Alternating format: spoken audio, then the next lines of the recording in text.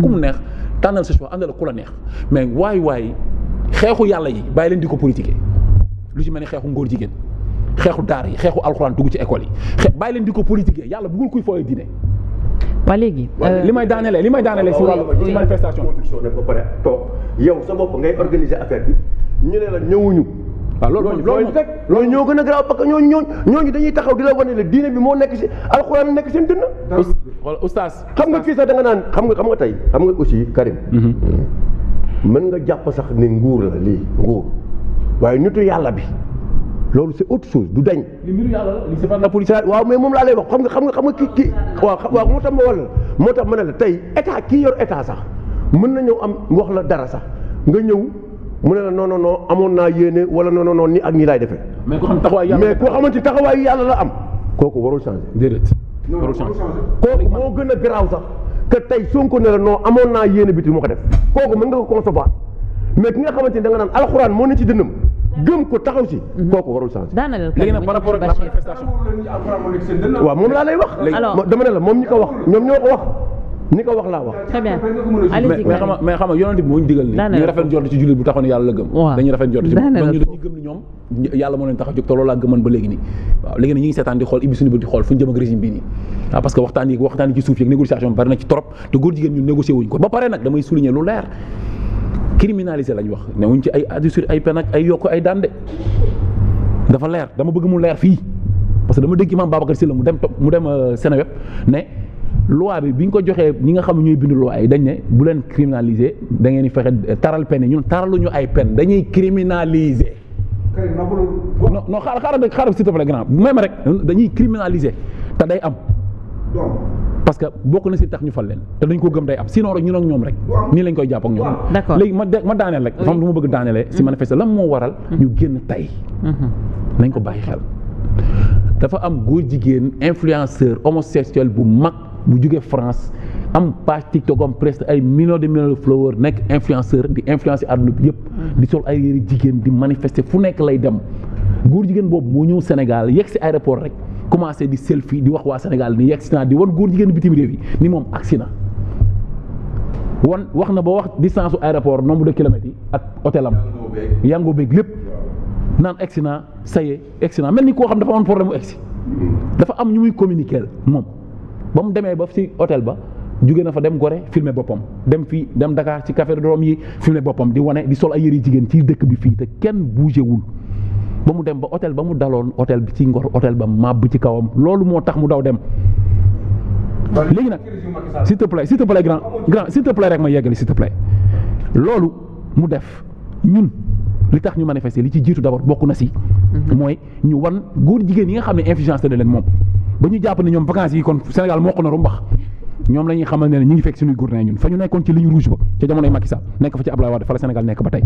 le Sénégal ne tolère pas l'homosexualité te fii nii góor jigéen dañ ko dafa dee ba pare ba ñu suul ko ñu sulli ko di ko lakk waxuma laa kuy dund du dëgg kon loolu na leer man da acte bi ñu waroon li tax ñu njëkk a def acte bi mooy pour wan leen di leen góor jigéen yi ak influenceurs yi ak góor jigéen nekk Sénégal ne leen bu leen ree bu leen lëmbal bu leen raakaaju fii góor jigéen du fi daagu te kuñ ci jàpp bu yoon defu. très bien mais attends laisse-moi terminer s'il te plaît. donc juste rek loolu benn boobu d'abord. montrer à l'opinion internationale comme Mélenchon ñëw na Ousmane Sonko ne l'homosexualité est tolérée ñu wan ko ne ko homosexuel bi nga xam ne Mélenchon moo xeex ba ñuy sëy France loolu c'est pas toléré au Sénégal. benn opinion internationale bi tey yëg nañ ko tey le Sénégal s'est manifesté contre l'homosexualité. amul négociation que naxante wuñu ko léegi nag yoon bu deful liggéeyam ñun ñu def suñu liggéey. ñun peuple bi xam nañ ni ñun peuple sénégalais toléré wul bëggul góor jigéen te jaral na leen lu nekk te fu ñu jàppee góor jigéen def ko musiba kon tey gën leen laaxatu gën leen a daw gën leen a moytu ndax man mii Karim wër naa góor jigéen boobu bi muy selfie ci dëkk bi dama def joxe sama numéro ci internet bi joxe ko fépp ne ku xam fu mu nekk wax leen ma ko te billaahi lazi su ma xamoon fu mu ne maa nga fa ku ma ko wax nga war maa gëm ndax man musuma dellu ginnaaw ci yéen te du ma ko def ndax yàlla lay xeexal wallahi azim soo ko xamoon kii ko su ma ko xamoon dama fay dem su ma xamoon dama may sant yàlla sax immeuble ba androon maa ba sama kaw ndax fa laay toog di ko xaar ci buntu immeuble su ma ko xamoon immeuble bàyyi maa ba sama kaw ndax fa laa androon toog di fa fanaan di ko xaar ba mu génn c'est clair ma ne ko fii góor jigéen du fi am baat te Sénégal góor jigéen du fi am baat te amul autorité politique bu am maqaama dajale say nit am ñu la topp am ñu la bëgg saf bayre ba ñu nangul la góor jigéen Sénégal amul wala ñun tolérer léegi nag dafa am loo xam ni dama koy wax Sénégal yi dama koy répéter à chaque fois. mais Sénégal mi ngi soog a tegu ci loxoy seytaane. comment may ça ñaan waa Touba jóg leen ngeen jël seen kurus jël xasida yi te ngeen lëlu ngeen ñaan yàlla waa Tivaouane jóg leen ngeen ñaan yàlla jàng xasida yi mais ma yeggali rek. jàngu bi église bi jóg leen ngeen ñaan yàlla. waa Laayeen jóg leen ngeen ñaan yàlla ñuy remercier xalif Laayeen bi il nous a très bien accueilli ñaanuñu ne dem leen ngeen manifester. waa Ndiassane catholique bois sacré képp lu mën a def ci ñaan def leen ko ndax Sénégal musul am ay nit di xeex góor jigéen ñu leen di saaga di leen nencé ci internet bi musul am ku daan défendre góor jigéen da ngay laaxatu. billaahi Sénégal laa gis léegi ay nit ay muskalaf chroniqueur toog di jaxase xelu Sénégalais yi Sénégal yi ñuy soog a tegu ci loxoy seytaane lu laar laa leen wax te képp koo xamante ne da nga bàyyi say waajur parce que yàlla ñaar la yàlla dafa ni maa ngi koy wax sànq dafa bind àdduna bi pour ñun mais ñun daf ñu bind ñun pour moom. d'accord ku fi bàyyi yàlla topp ay politiciens bàyyi say waajur dafa am foo xam ne ci yàlla waajur rek moo fa taxaw loo am ci àdduna du la jëriñ mukk tànk joxoo loolu yaa ay say waajur yeggale ko ci yàlla am foo xamante ni yàlla rek moo ko moom direct ñaar ñi boo doon toppalee koo topp keneen dina la foowee. ku sangoo bayreem nga topp ko ñu rey la ci mbedd bi nga topp ci ñoom di daw te duñ la amal benn njëriñ. ma waxaat ko bu baax ma delloowaat di tëjee wax boobu rek laa koy tëjee dañuy criminaliser yokkuñu ay peine dañuy criminaliser. jërë ngeen jëf. c'est clair Karim Bachir avant may ñëw ci Yaya bien sûr dina naturellement Omar dina ci wax mais dama bëgg juste Bachir nga ñëw ci loolu Bachir jusqu'à présent quand même parce que ñu ngi xeex di wax ne que dañoo war a criminaliser waaw Omar doo ma bàyyi ma wax. mën na ko maa ngi jégalu. ah waaw d'accord léegi. waaw maa ngi s'il vous plaît on avance. on avance dama déggoon Ousmane Sonko par rapport à criminalisation homosexuelle certes yàgg nañ ko gis ci ay manifestations mais dafa am lu mu waxoon aussi parce que pour criminaliser quelque chose je me rappelle que dafa waxoon sax dafa signer boobulee bu sàmm voilà signer sous réserve parce que dafa am loo xamante ne quand même moom mooy encadrer cette loi et jusqu'à présent aussi dégguñu nguur gi ñu wax ne que ils vont aller à l'encontre de ça ba tey prononcé wuñu si ne que duñ ko def wala dinañ ko def donc lan moo fi indi également wax ne que il faut le faire peut-être que c'est dans l'ordre normal des choses ñu ngi soog a am majorité. Néné, ta question est mal posée pour moi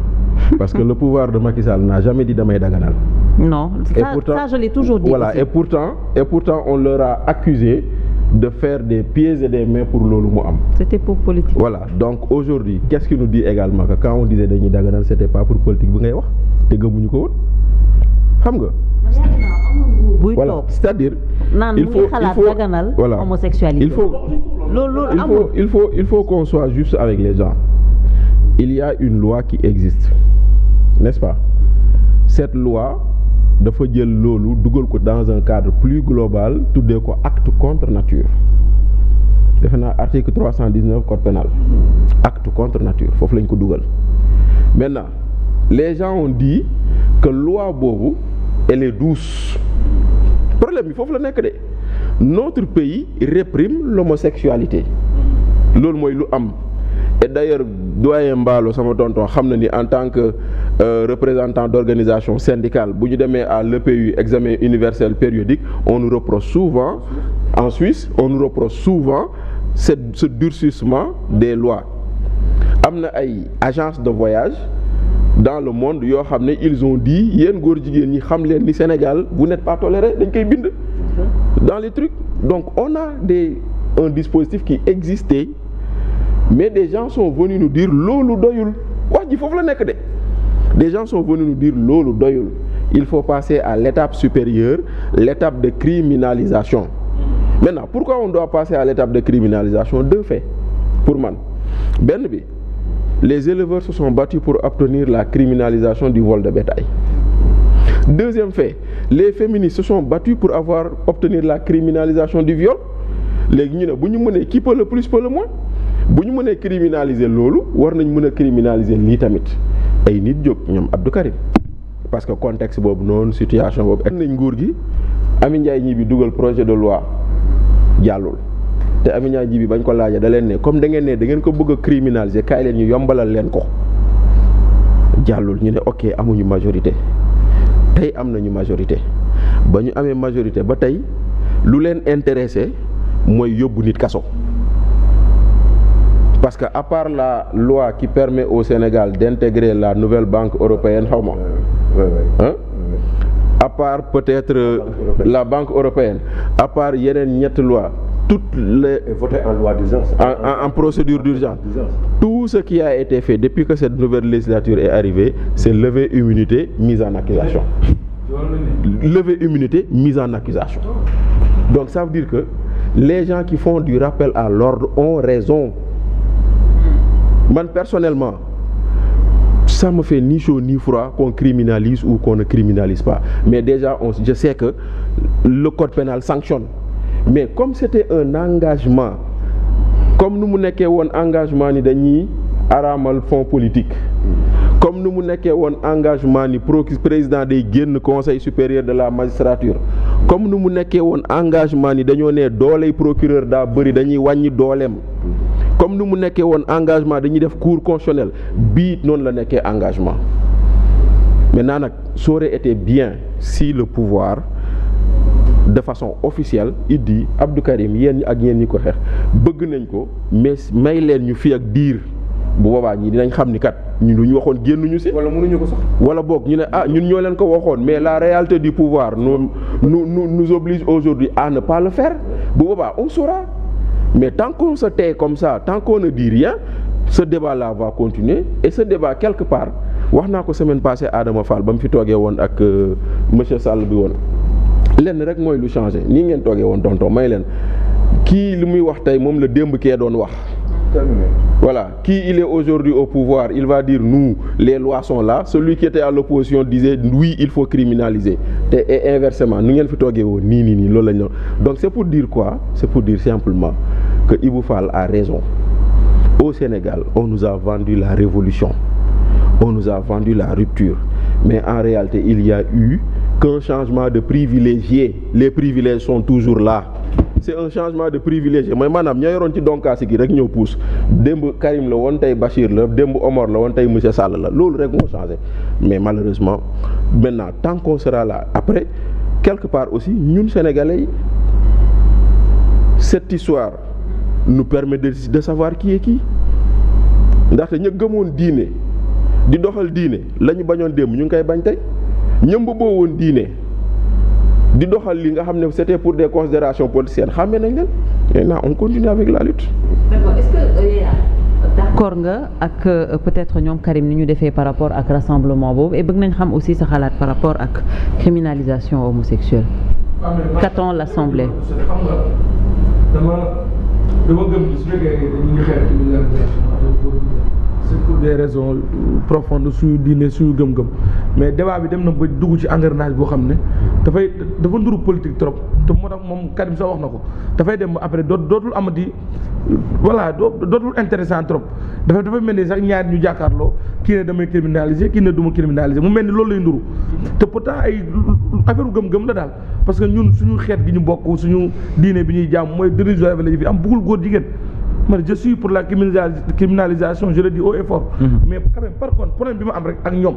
mooy est-ce que ñi fi nekk dañ ne duñ criminaliser. xam loolu du jëm waaw non xaaral rek Karim. duñ criminaliser Karim sànq bi may wax xam nga dagguma la. ok xam nga dagguma la ba mu yegal dama ne. ñii fi nekk nit balaa ngay am ak moom xam nga Macky Sall dafa ne criminaliser wul waaye jël engagement ne fii ak maa ngi fiy nekk moom maanaam góor jigéen fii du fi kiiwee xam nga nu mu ko waxee woon comprendre nga. mais yéen moom musul jël engagement ne day criminaliser par contre ñii état à l'opposition daan nañu bokk ci ay manifestations yoo xam ne criminalisation góor jigéen la ñuy wax mais tey yeggaguñ ci ñoom fu ñu ne seen wax duñ ko respecté yeggaguñ foofu par contre man li ma gëm sax la mise en œuvre mi ngi ci yoon parce que maa ngi gis ñi ngi recevoir groupe parlementaire bi recevoir xam am sàmm ju koy ñu ngi ciy waxtaan et c'est pas la première fois ñu recevoir à l'Assemblée nationale man gëm naa ni dinañ yegg ci loolu mais pour man li ñuy def nii mooy tëj gémm sàmm te xamul li muy wëlis mais nag en démocratie moom kenn mënu leen bañal ñu marche mais non loolu yaa ko xalaat rek mais man sama perception ak man miy nekk en interne li may yëg ak di ko dégg ak yaakaar ko itam parce que du ma waxoon du ci teel laa toog gëm naa ne dinañ yegg foofu dañuy criminaliser man loolu gëm naa ko. non non non non xam nga Aliou Sow yow ay commentaire politique nga may wax moi je parle man dama ne la. parce que quand même kuy toléré déglu léegi da nga leen wax lu leer ñu mën ko comprendre xam nga il faut pas être dans la désinformation. non toléré laa wax non xaaral Aliou Sow li ngay def loolu la dama ne la. kii dafa taxaw ne yéen ñi fi nekkoon démb yéen a waxoon ne boo leen ñëwee da ngeen di criminaliser man ko exactement ñoo ko waxoon mais xaaral bañ ne la ñun li ñu waxoon duñ ko def bokk wala boobu ba ñu yegg ci nga xam ne ñii defuñu. mais tontu nañu mais xaaral bi ñu yegg seeg léegi téew assemblée téewuñ ko woon ni ñu ko war a téye léegi xëy na yegg nañ ci ñu ngi ko war a téye am nañ 130 députés lu ñu bëgg a def pour jàlle ay suñu ay loi mën nañ ko def may la man mii nekk ci biir li may gis ak ko dégg gëm naa ni foofu lañ jëm maintenant dans une démocratie kenn mënu leen bañal tey li ñu def mooy am nañ droit ñu marche mais man li ma métti ci débat bi rek mooy yegg nañ ci moom wax na ko sànq mooy ñi taxaw tey ñoom di leen ŋàññ ci lii ñuy def dafay mel ni ñoom gëmuñu criminalisation te man gëm naa dañ koo gëm mais xam nga c'est là où se trouve le problème mooy réew moorul defaroo ca loxo yam yàqoo c'est-à-dire ñi fi nekkoon démb tey ànd ak ñoom Karim ma gis leen tey ci marché ba ñuy buuxante di expliquer ña nga woon ci pouvoir bi passé ba pare nekk ci hémicycle ba boo ci cité ku mel ni Abdou Mbow député la woon tey ma ngoon ci kanam sol mbaxanam di expliquer naan nañ criminaliser te moom mu nekkoon député démb moom noonu bu fekkoon dañoo gëm criminalisation tey dinañ yegg fii moo tax la combat bi mën na dem ba am ay erreurs yu ci nekk te yooyu moo koy yàq looloo indi Karim ku bokk Pastef koo xam ne dafa gëmoon criminaliser mën na gis ne ay politiciens ñoo encagoulé dugg ci biir combat bi mais pour man quand on parle techniquement ñi nga xam ne tey mooy ñooñu nga àndaloon xam ne da ngeen ànd ba léegi mooy ànd sàmm jógee pour gëm naa ne ñoom ils sont de bonne foi ñi ngi ci li ñuy dox ba léegi maintenant bu ñu yeggee ba pouvoir bi wane ne carrément à visage découvert que li ñu waxoon dem mënuñu ko ñu débattre ci mais war ñoo yegg ci foo xam ne di bëgg a wax nit ñi loo xamante ne mu ngi sonné bëgg loo leen gëm loo xamante ne il faut allez bëgg a gëm loo nit ñi ne nguur gi tey ñoo taxaw ne li ñu waxoon démb duñ ko def tey ça se passe pas comme ça demeewul noonu yeggaguñ ci loolu man sama gis-gis. par rapport ak li mu wax si mais li mu expliqué nii ne politiciens yi dañuy ñëw dugg ci combat bi te amoon nañ possibilité nekk ci parlement bi mënoon jàpp ci criminalisation de l'homosexualité. même ci loolu. on aimerait bien comprendre. mais non s'il vous plaît ngir yàlla rek ma répondre ci loolu. oui mais justement on pose une question pour qu'il réponde aussi. oui non Sari kii Aïcha man leen